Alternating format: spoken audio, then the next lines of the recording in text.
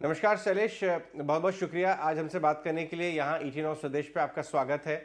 सबसे पहले मैं आपसे बाजार पे एक व्यू लेना चाहूँगा। जो फैक्टर्स इस समय चल रहे हैं बाजार में, एक पर्टिकुलर समूह स्टॉक्स, वो तो एक अलग बात हो गई, लेकिन बाजार में वैल्यूएशंस पे व्यू, एफआई फ्लोज पे व्यू, आप रेस्ट ऑफ द मार्केट को इस समय किस तरह से देख रहे हैं?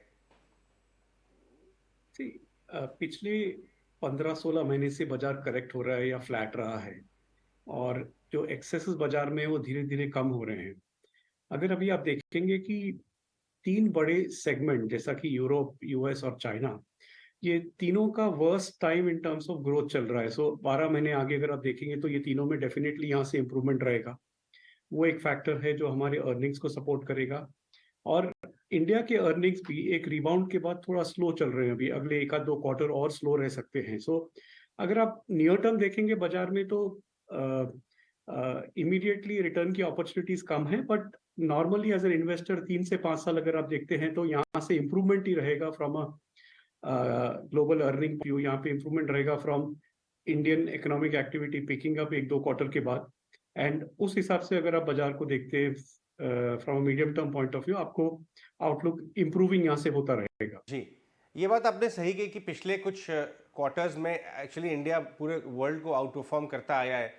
तो क्या ये हो सकता है इस बार यूएस में रैली आ रही है, चाइना में रैली आ रही है, बहुत सारी यूरोपियन इंडिसेस चल रही हैं, कि हम कुछ समय तक मटेरियली अंडर परफॉर्म करें, क्योंकि ग्लोबल मार्केट और ग्लोबल पैसा वो एक्चुअली जा रहा है under performing areas of global market में। इसलिए जो ओवर परफॉर्मिंग है, हम जैसे, हमें थोड़ा अंडर परफॉर्मेंस के साथ मित्रता करनी पड़ेगी। ये पॉइंट परफेक्टली राइट है, बिकॉज अगर आप देख रहे हैं कि पिछले 2 महीने से अपना अंडर परफॉर्मेंस इंडिया का चल रहा है वर्सेस अदर मार्केट्स। एंड इसके कारण ये है कि इंडिया ने एक्सेप्शनली परफॉर्म किया था पिछले 2-3 साल, पिछले 2 साल वर्सेस दूसरे countries, specially large countries like China and even US. So relatively India अभी भी थोड़ा एक्सपेंसिव है वर्सेस लॉन्गर टर्म ट्रेंड के हिसाब से जो प्रीमियम पे ट्रेड करता है उससे भी ज्यादा है। सो थोड़ा टाइम, जब तक इंडिया के अर्निंग्स में स्ट्रॉन्ग करंट नहीं कैच करे in the next 6 to 18 months, I think near term में थोड़ा अंडर परफॉर्मेंस बाजार का रह सकता है।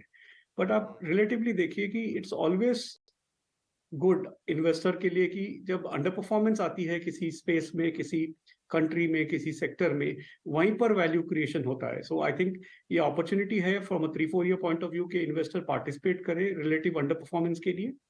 एंड वहां से उनको over the next 3 years benefit definitely हो सकता है। जी, ये बात आपने अच्छी कही। मैं इस वाले पॉइंट पे वापस जाना चाहूँगा कि हम जो है वैल्यूएशन वाइज अभी बहुत ज़्यादा अट्रैक्टिव नहीं है रेस्ट ऑफ द वर्ल्ड से।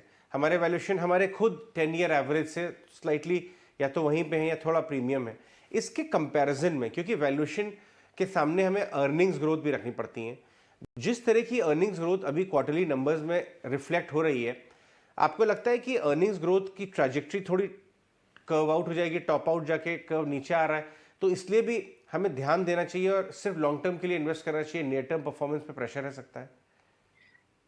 आई थिंक जैसा आप बता रहे हैं कि near term earning growth weak है, पिछले 2 क्वार्टर से अर्निंग्स आर सब पार काफी। सो पहले अगर इंडिया की अर्निंग आप एक्सपेक्ट करते थे कि 15% ग्रोथ आएगी, 16% ग्रोथ आएगी इंडिया के लार्ज कंपनीज की, अभी आपको 10 से 12% के रेंज में काम करना पड़ेगा। एंड 10 to 12% ग्रोथ के लिए अपने मार्केट्स नियर टर्म के लिए वेल प्राइस्ड है। So near term expectations of return should be very muted. जैसा आप बता रहे हैं कि काफी नियर टर्म एक्सपेक्टेशन की फोकस की जगह पे this time should be used to build portfolios अगले 3-5 साल के लिए। Near term return expectation should not be high from equity. और एक चीज है इसमें, इन एडिशन टू दूसरे मार्केट जो परफॉर्म कर रहे हैं अच्छा, उसके अलावा और एक चीज है कि इंडिया में इंटरेस्ट रेट्स बढ़ रहे हैं। So people have alternatives, right? तो पहले हर रुपया जो बाजार में आता था, lot of it was coming because कहीं जाने की जगह नहीं थी, देयर वाज नो ऑल्टरनेटिव जैसा बोलते थे।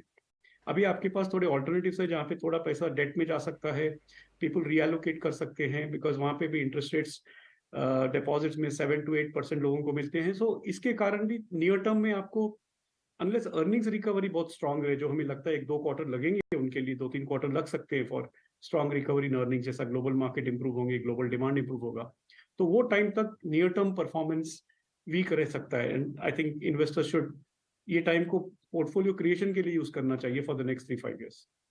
राइट, ठीक है, बहुत अच्छी बात बोली आपने। मैं ग्लोबल मार्केट में एक और बात आपसे पूछना चाहता हूँ। अभी आईएमएफ ने बोला कि यूरोप जो है ना वो रिसेशन को शायद एस्केप कर जाएगा। इंडिया को की ग्रोथ उन्होंने अनचेंज रखी, चाइना की बढ़ा दी। अगर ग्लोबल मार्केट में उतनी स्लो डाउन नहीं आएगी जितनी हमें उम्मीद है, जो बाजार समझ के बैठा था, उसका इम्प्लीकेशन सेंट्रल बैंक पॉलिसीज़ पे क्या होने वाला है आपके हिसाब से? क्योंकि सेंट्रल बैंक पॉलिसीज लूसन रही हैं, एसेट क्लासेस रैली किए, पिछले 1.5 साल से टाइटन हुई, एसेट क्लासेस में प्रेशर आया। अब जब ग्रोथ थोड़ा रिबाउंड कर रही है, उतना खराब नहीं है जितना सोचा था, तो उनके स्टांस में कैसे बदलाव आ सकते हैं? सी जनरली अगर आप ग्रोथ कंट्रोल नहीं हुई और उसके कारण इन्फ्लेशन कंट्रोल नहीं हुआ, वो वरी है। अगर ग्रोथ बिना बड़े इन्फ्लेशन के साथ आती है तो कोई तकलीफ नहीं है, लेकिन अगर इन्फ्लेशनरी ट्रेंड कंटिन्यू होगा तो फेडरल बैंक्स सब टाइटन करना will continue to keep interest rates थोड़े हायर रखेंगे लॉन्गर पीरियड के लिए। वो कंडीशन हो सकता है। इसमें इन्फ्लेशन सब में बड़ा एस्पेक्ट बन के आता है, जो पॉसिबली अभी इकोनॉमिस्ट और सब लोग को लगता है कि नियर टर्म के लिए पीक हो चुका है। अगर वो रिबाउंड नहीं हुए, अगर वो वहां पे कोई बड़ा चेंज नहीं आए और वो नॉर्मल से कंटिन्यू हुए, तो इंटरेस्ट रेट शायद अभी ऑलरेडी हाई लेवल पर रीच कर चुके हैं। खाली देखना है कि कितने 4 क्वार्टर 6 क्वार्टर कितना लंबा ये higher interest rate environment trend कर सकता है। नियर टर्म रेट कट का स्कोप नहीं है, इसलिए कि अभी तो जस्ट सेट हो रहे इंटरेस्ट रेट एक्सपेक्टेशन लोगों के माइंड में, सो इसके इम्प्लीकेशंस 6 8 12 महीने में आते हैं। एंड धीरे धीरे अगर इंटरेस्ट रेट्स अगर स्टेबल भी हो गए तो ये इकोनॉमिक ग्रोथ के लिए अच्छा है। But Fed and international economic bodies का रिएक्शन टू दिस ऐसा रहेगा कि बस वो सोचेंगे कि आपको स्टेबल करे एनवायरनमेंट रादर देन कि एक साथ ग्रोथ रिबाउंड हो जाए जिससे वो इन्फ्लेशन भी वापस आ जाए सिस्टम में। सो आई थिंक मुझे लगता है कि कंजर्वेटिव अप्रोच ही रहेगा, इवन इफ कंजर्वेटिव अप्रोच ही रहेगा अनलेस इन्फ्लेशन टोटली कोलैप्स हो जाता है अगले 12 महीने में। जी, एक और चिंता जो इस समय इंडियन मार्केट को सता रही है, वो है एक पर्टिकुलर ग्रुप जो है इंडियन कंग्लोमरेट्स में, उनके स्टॉक्स में दबाव आना। मैं उस ग्रुप के ऊपर या स्टॉक्स पे आपसे कोई जानकारी नहीं लेना चाहता, लेकिन मैं एक बात समझना चाहूँगा, इंडियन बैंकिंग सिस्टम की इस समय हालत क्या है? बैलेंस शीट क्वालिटी, जैसे हम अंडरराइट करते हैं लोन्स, कॉर्पोरेट लोन्स स्पेशली, हमारे एनपीए का ट्रेंड, क्या आज भी हमारे बैंकिंग सिस्टम क्या रिस्क प्रोन है, या उतने फ्रेजाइल नहीं है बैंकिंग सिस्टम किसी एक ग्रुप के प्रति जैसे कुछ सालों पहले था? आप इंडिपेंडेंटली बैंकिंग सिस्टम पे अगर की फ्रेजिलिटी पे अगर कुछ बता सके। इंडिया का बैंकिंग सिस्टम अभी इसके बेस्ट फेज में है, जिसमें बड़ा कोई क्रेडिट कॉस्ट नहीं है और काफी वेल कैपिटलाइज्ड है, प्रॉफिटेबल है, सिग्निफिकेंटली हायर प्रॉफिटेबिलिटी। इनफैक्ट आप प्रीवियस क्वार्टर रिजल्ट्स भी देखेंगे तो ये सबकी profitability nearly all time high पे है। सो इनका ऑपरेटिंग एनवायरनमेंट बहुत अच्छा है। So specific to the banking space अगर आप देखेंगे तो इनका strength of bank, strength of balance sheets, specially very very large banks का बहुत अच्छा है। सो नॉर्मली कोई भी क्राइसिस अगर बड़ा आता है तो बैंकिंग सिस्टम से ही स्टार्ट होता है। इंडिया का कंडीशन वैसा नहीं है। इंडिया का बैंकिंग सिस्टम वेरी स्ट्रांग है एंड पिछले 5-10 साल के डिफिकल्ट पीरियड से उभर के आया है and it is one of the best in terms of credit quality and balance sheet today. लगता है कोई सिस्टमिक रिस्क नहीं है किसी एक ग्रुप के एक्सपोजर की वजह से, क्योंकि सारे एक्सपोजर जो हैं वो प्रूडेंट नॉर्म्स के तहत हैं, तो कभी ओवर एक्सपोजर का केस तो किसी बैंक में नहीं नजर आता। बैंकिंग सिस्टम बहुत प्रूडेंट है, इतने साल से जो डिफिकल्टी फेस कर चुका है उसके बाद देयर हैज बीन नॉर्म्स में काफी इंप्रूवमेंट हुआ है। So over a period of time इनकी स्ट्रेंथ बढ़ी ही है। So the banking system is in very good shape. Indian mid cap and small cap खास तौर पे प्रेशर में आ रहे हैं इसके चलते। आप मिड कैप स्मॉल कैप में वैल्यू हंटिंग का समय आ गया है लॉन्ग टर्म के हिसाब से, या अभी भी आपको कहीं पे साइंस ऑफ फ्रॉथ नजर आते हैं? बाजार में अगर आप देखेंगे सम पॉकेट्स में अभी भी फ्रॉथ है, अभी भी एक्सपेंसिवनेस है एंड थोड़े पॉकेट्स में first round of sell off और second round of sell off हो रहा है, जिससे वैल्यूएशंस थोड़े करेक्ट हो रहे हैं। इधर प्रॉब्लम अभी खाली वैल्यूएशंस का नहीं है, क्या ग्रोथ ये कंपनीज में वीक रह सकती है अगले 2 3 4 क्वार्टर, वो एक क्वेश्चन मार्क है।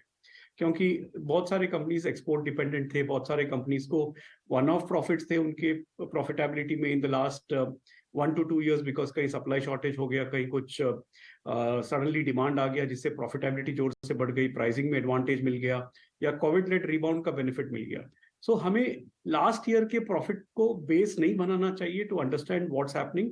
हेंस हम केयरफुली इवैल्यूएट करेंगे बिजनेसेस को कि उनकी लॉन्ग टर्म ग्रोथ ट्रेजेक्टरी क्या है।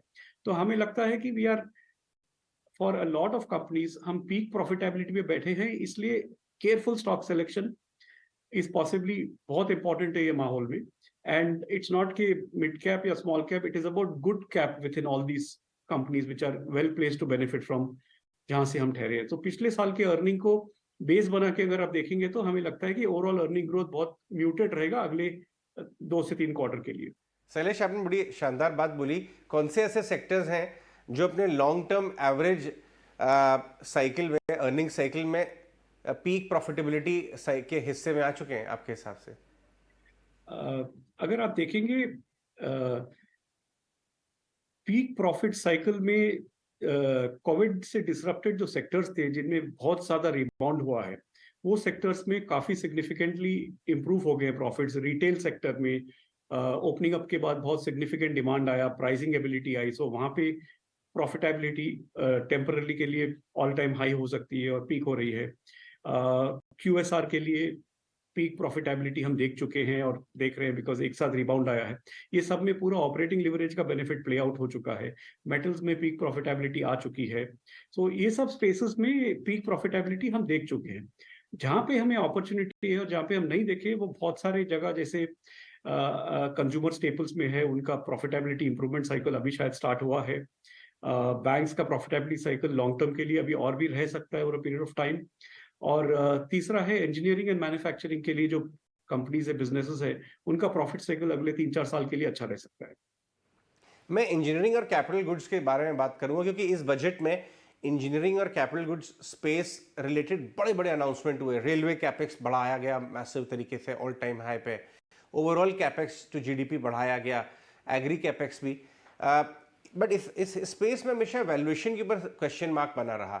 ये महंगे थे स्टॉक, गुड विजिबिलिटी लेकिन महंगे थे। ये करेक्शन में आप इनकी तरफ और देखेंगे या आप mid cap end of the capital goods और इंजीनियरिंग में भी जाएंगे? पिछले 10 साल के डिफिकल्ट पीरियड से ये सेक्टर गुजरा है। एंड वो पीरियड में बहुत सारे कंपनीज के बैलेंस शीट खराब हो चुके थे और वो ये ग्रोथ में पार्टिसिपेट नहीं कर पा रहे। सो इसका जो सेक्टर का जो बेनिफिट है आफ्टर द रिबाउंड, ये फ्यू कंपनीज को आ रहा है। उसमें वैल्यूएशंस आप जैसा बता रहे हैं हैव मूव्ड अप। इनफैक्ट बहुत सारे कंपनीज इसमें 3-4-5 गुना भाव में हुए हैं पिछले 2-3 साल में। एक तो ये कंस्ट्रक्ट है। हमें क्या लगता है कि ये सेक्टर में large benefit still larger companies को ही फ्लो करेगा, प्राइमरली बिकॉज उनके पास टेक्नोलॉजी है, उनके पास कैपेबिलिटी है। और इंडिया का स्केल, सी एक एक प्रोजेक्ट 1,000 करोड़, 2,000 करोड़, 5,000 करोड़ का हो रहा है। सो वो स्केल को एग्जीक्यूट करने के लिए जो टेक्नोलॉजी चाहिए, जो कैपेबिलिटी चाहिए, वो लार्ज कैप स्पेस में ही है। जनरली लार्ज एंड से अपर मिड कैप स्पेस में ही है इन दिस सेक्टर। दूसरी चीज ये थी कि ये सेक्टर का शेयर इन ओवरऑल इंडेक्स में बहुत कम हो चुका था। 1.5 to 2% हो चुका था पिछले 10 साल से। पीक में ये 10-12% भी होता था और अभी उसका शेयर 3 to 5% आ रहा है बहुत सारे इंडाइसेस में, एटलीस्ट लार्ज कैप इंडाइसेस में। तो हमें लगता है कि लार्जर कंपनीज को बेनिफिट ज्यादा होगा। Share of manufacturing and engineering in India के इंडाइसेस में या लॉन्ग टर्म ग्रोथ में उनका प्रॉफिट शेयर और प्रॉफिट कैप्चर बढ़ेगा। एंड इसके कारण इन्वेस्टर्स को ये सेक्टर को 2-3 साल के लिए देखना पड़ेगा, बिकॉज ये स्टार्ट ऑफ द साइकिल है, ये एंड ऑफ द साइकिल नहीं है। And start of the cycle में हमेशा ये बिजनेसेस थोड़े महंगे लगेंगे। It is always better to buy in corrections and buy at better prices. But I think this sector की अर्निंग ट्रेजेक्टरी में स्ट्रेंथ काफी ज्यादा है। सो जैसा करेक्शन होगा वहां पे अपॉर्चुनिटी शायद क्रिएट होगी ये सेक्टर्स में to have a 3 year kind of a view. जी, मैं सीमेंट स्टॉक्स और मटेरियल्स के बारे में बात करना चाहूँगा। इस बजट में भी पीएम आवास योजना में बढ़ावा किया गया और बहुत सारे ऐसे फोकस किया जहाँ एग्री में पैसा जाएगा। लोग ज़्यादातर घर बनाते हैं, टियर 2 टियर 3 में पैसा जाएगा। लोगों के हाथ में ज़्यादा पैसा आया है टैक्स ब्रेक्स की वजह से, लोग होम इम्प्रूवमेंट की तरफ बढ़ते हैं। तो हम ये देख रहे हैं कि होम इम्प्रूवमेंट के हिस्से में बड़ी स्लो डाउन दिख रही है। अगर कजारिया, बर्जर, एशियन पेंट के नंबर वॉल्यूम्स कोई इंडिकेशन हो। सीमेंट और होम इम्प्रूवमेंट स्पेस पे आपका क्या व्यू है? सीमेंट वॉल्यूम प्रेशर्स में आ रहे हैं, प्राइसिंग भी प्रेशर में आ रही है। सी इन होम इम्प्रूवमेंट कैटेगरी जैसा आप बात कर रहे हैं, ये सब स्पेस में reasonable long term secular growth आएगा। सर्टन सेक्टर्स पेंट्स एंड ये सब कैटेगरी में वैल्यूएशन बहुत ज्यादा हो चुके थे, तो ग्रोथ आने के बावजूद भी इनमें काफी बड़ा अपसाइड नहीं आया इनके स्टॉक प्राइसेस में, बट वो वैल्यूएशन का प्रॉब्लम था। ब्रॉडली हमें लगता है कि अर्निंग इंप्रूवमेंट ये स्पेसेस में मीनिंगफुल रहेगा, स्पेशली जहाँ पे अर्निंग में इम्पैक्ट आया कॉस्ट पुश के कारण, जैसा in some businesses gas prices बढ़ने के कारण मैन्युफैक्चरिंग कॉस्ट बढ़ गए, in some businesses raw material price बढ़ने के कारण मार्जिन में प्रेशर आ गया। आई थिंक वो slowly because of inflation ease होने के कारण वो धीरे धीरे इंप्रूव हो रहा है और रिड्यूस हो रहा है, और हमें लगता है कि अगले 12 महीने में ये सब स्पेस में अर्निंग इंप्रूवमेंट काफी सिग्निफिकेंट आ सकता है। And the thrust of the budget, the infrastructure का जो फोकस है, हाउसिंग का जो फोकस है, आई थिंक वो सब प्ले करता है into this category of home improvement काफी अच्छी तरह से। सो ये सब में हमें लगता है कि अर्निंग इंप्रूवमेंट अगले 12-18 महीने में वो स्टार्ट करेगा आपको सरप्राइज करने के लिए, एंड जब तक शायद ये वैल्यूएशन करेक्शन समटाइम्स आपको ये अपॉर्चुनिटी भी दे देगा कि at right price you are able to buy these kind of businesses. जी। अच्छा, हमने देखा इस बजट में एग्री की तरफ काफ़ी पुश किया गया, एग्री इनकम्स को बढ़ावा देने के लिए कदम उठाए गए। अगर हम एग्री इनपुट वाले कुछ स्टॉक्स देखें या एग्री से इंपॉर्टेंट जैसे कंज्यूमर कंपनीज हैं, एफएमसीजी, वॉल्यूम्स एग्री आती है, डाबर, एचयूएल वगैरह की, वॉल्यूम ग्रोथ चैलेंजिंग थी, मार्जिन प्रेशर्स थे। टू व्हीलर्स और ट्रैक्टर्स की हम बात करें, वो पॉकेट आपको कैसी लगती है valuation versus earnings growth visibility पे? ये एक स्पेस ने सिग्निफिकेंट डैमेज फेस किया पिछले 12-18 महीने में, बिकॉज कोविड के बाद जो रिकवरी थी वो पूरी बैलेंस नहीं थी। कोविड ने डिफरेंट इनकम लेवल वाले लोगों को डिफरेंट तरीके से इम्पैक्ट किया है, वेयर टॉप 10% ऑफ इंडिया को कोई बड़ा इम्पैक्ट नहीं हुआ है, लेकिन below that lower middle income and middle income category में सेविंग्स का काफी लॉस हुआ है ये पीरियड में। वो एक कारण है जिसके कारण जनरल ब्रॉड बेस्ड ग्रोथ लो टिकट प्राइस आइटम में, कंज्यूमर स्टेपल्स में, टू व्हीलर्स में, ये सब कैटेगरीज में इम्पैक्ट हुआ है। और इसका इम्पैक्ट आपको इनके लोअर नंबर्स और लोअर प्रॉफिटेबिलिटी में दिखा है। हमें लगता है कि यहाँ पे because of the thrust of the government and the budget which has come about, वहाँ पे सपोर्ट मिलेगा, लो बेस हो चुका है, एंड ये सब कंपनीज का एक इन्फ्लेशनरी जो था, जो आइदर इंश्योरेंस के प्राइस बढ़ने के कारण टिकट प्राइस बढ़ गए थे पर product which people were buying, और some cost pressures were very high. I think वो इन्फ्लेशन का पीक जैसा हो जा रहा है। हमें लगता है कि यहाँ पे अर्निंग ग्रोथ में रिबाउंड आएगा। Today operating conditions definitely weak है, इसलिए रूरल थ्रस्ट है, इसलिए जो वॉल्यूम ग्रोथ वीक था, अभी जस्ट अर्ली साइंस है कि वहां पे रिवाइवल हो रहा है in the rural side of it. तो हमें लगता है कि यहाँ पे अर्निंग इंप्रूवमेंट का स्कोप मीनिंगफुल है अगले 12 से 18 महीने में। और उस फेस में अगर आप देखेंगे तो बिजनेसेस जैसा two wheeler businesses and all, जो अभी तक पार्टिसिपेट नहीं कर पाए ग्रोथ में और रिकवरी में पोस्ट कोविड, उन्हें अभी रिकवर करने के लिए अच्छी पॉसिबिलिटी है। इवन कंज्यूमर स्टेपल्स को अर्निंग ग्रोथ रिकवरी के लिए अच्छी पॉसिबिलिटी है, बिकॉज रॉ मटेरियल कॉस्ट भी कम हो रहे हैं, और अगर आप देखेंगे तो उनको एबिलिटी टू वॉल्यूम ग्रोथ भी उनको यहाँ से शायद इंप्रूव हो जाए अगले 12-18 महीने में। सो ये रीजनेबली स्वीट स्पॉट में है अभी यहाँ से। ये आपने अच्छा बोला, आपने इंश्योरेंस का शब्द का इस्तेमाल किया। इंश्योरेंस स्टॉक से मेरी नज़र जा रही है, बजट के बाद बहुत तेज़ी से करेक्ट हुए, क्योंकि जो एक आर्बिट्राज था वो गवर्नमेंट ने प्लग किया। लेकिन ये पॉकेट, पूरे इंश्योरेंस पॉकेट ऑलरेडी बहुत अंडर परफॉर्म की हुई है लास्ट 1-1.5 साल में। आपको यहाँ पे वैल्यू इमर्ज होती हुई नज़र आती है? आपको लगता है कि ये कंपनीज अपने बिजनेस मॉडल को रीजिग कर लेंगे, अपने प्रोडक्ट को ऐसा बदलाव ले आएंगे कि जहाँ छोटे टिकट प्रीमियम्स में ज़्यादा काम हो और वॉल्यूम ग्रोथ वापस आ जाए? आपको यहाँ वैल्यू दिखती है? जैसा आपने बताया, इसमें इस सेक्टर में सिग्निफिकेंट अंडर परफॉर्मेंस रहा है पिछले 3 से 4 साल में। मोस्ट कंपनीज आईपीओ के बाद जो एक रैली हुई उसके बाद अंडर परफॉर्म कर रहे हैं। इसका कंस्ट्रक्ट था कि इनके वैल्यूएशंस पहले बहुत हाई थे, तो अभी वैल्यूएशन नॉर्मलाइज हो गए हैं for what ever growth was available. Budget में जो इनको इम्पैक्ट होगा, नॉर्मली 5 से 10% इम्पैक्ट है इनके ब्रॉडर रेवेन्यू कलेक्शन में या प्रीमियम कलेक्शन में। और कंपनीज भी वर्क करेंगे कि how they can diversify and get more newer customers into it. अभी तक क्या था, lot of growth was coming from high ticket which was becoming a little easier or the focus area for a lot of companies to sell. तो हमें लगता है कि companies will have enough strategies. ये sector still underpenetrated है, it requires broader income levels to grow to participate. So अगर धीरे धीरे जैसा economic activity बढ़ेगा, income level बढ़ेगा, this sector का long term potential remains same. So एक correction के बाद clearly एक opportunity emerge हुई है। You are getting long term businesses काफी रीजनेबल प्राइसेस में अभी मिल रहे हैं. This sector is attractive from a medium term horizon is our reading. Hmm, अच्छा, आपका फेवरेट स्पेस फार्मा, वहाँ पे क्या हो रहा है? आप कैसे देखते हैं इस समय? अगर हम इसकी बात करें, फार्मा स्पेस में आपको वैल्यूएशन नज़र आती है? या फार्मा स्पेस में पिछले 1-1.5 साल से मीनिंगफुल करेक्शन चल रहा है. वो ब्रॉडर मार्केट्स को भी 7 to 10% अंडर परफॉर्म किया है in the last 12-18 months. And इसके कारण इसके वैल्यूएशन बहुत रीजनेबल हो चुके हैं. फार्मा स्पेस में अगर आप देखेंगे, उनको प्राइस हाइक भी मिला है from 1 April for lot of companies. ये डोमेस्टिक मार्केट के जो बिजनेसेस है, तो उसके कारण उनकी प्रॉफिटेबिलिटी में इंप्रूवमेंट डेफिनेटली आएगा. एंड धीरे धीरे आपको लगेगा कि ये कैटेगरी में earning growth revival is very strong. Fundamentals of the pharma sector, they इससे स्ट्रांग सेक्टर इंडिया का शायद हो नहीं सकता, क्योंकि यही एक सेक्टर है जो 100 कंट्रीज से ज्यादा कंट्रीज में 100 से ज्यादा कंट्रीज में एक्सपोर्ट करता है. यही एक सेक्टर है जिसमें रियल अंडरलाइंग ग्रोथ जो वो एड्रेस करता है, पॉपुलेशन ग्रोथ जिसमें है, जैसा 50+ पॉपुलेशन है, वहां पे अंडर पेनिट्रेशन स्टिल बहुत ज्यादा है, काफी सिग्निफिकेंट है, इवन एफएमसीजी सेक्टर से ज्यादा है. सो सस्टेनेबिलिटी ऑफ दिस सेक्टर काफी सिग्निफिकेंट है. लॉन्ग टर्म में भी डेकेड और 2 के लिए वॉल्यूम ग्रोथ काफी सिग्निफिकेंटली हाई होता है. डायग्नोस्टिक सस्ते हो गए हैं, सपोर्ट कर रहे हैं. हेल्थ पे फोकस आया है पोस्ट कोविड पे.